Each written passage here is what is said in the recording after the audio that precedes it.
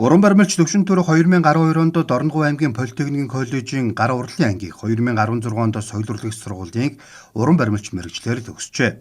Одоо хуваарь уран бүтээлээ төрөвдөг. Томоохон уран бүтээлээс гадна төрөл бүрийн сүнээр мал амьтан, хүний хөрөг зэрэг том жижиг баримлыг захиалгын дагуу хийдэг байна. Уран баримл гэдэг нь дүрслэх урлагийн нэгэн төрөл.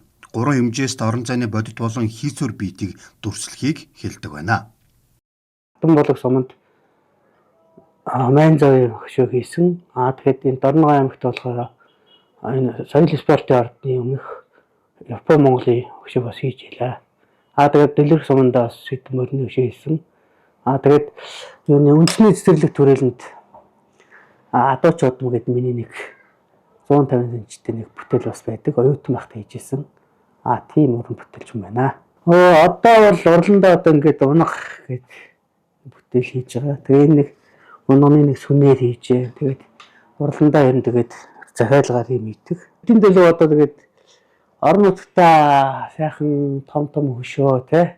Тэгээд сайхан эдийн сайхан шавьтай болох. Тэгээд бас энэ урлагийн хажуудаар бас нэг сургалт хүүхдүүдэд сургалт насан туршидад бас сургалт явуулах тийм зорилготой байж байгаа. Тэгэхээр хүүхдийн ордонтой хамтраад бас тиймэрхүү юуны урлагийн хүүхдүүд авна гэсэн тийм бас зар бас тавьж байгаа.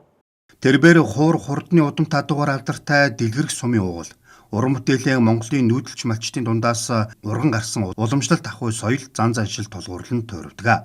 Мөн тухайн бүтээлийг туйрахтаа уншиж судалж хийхийг зорддог уран бүтээлч юм а.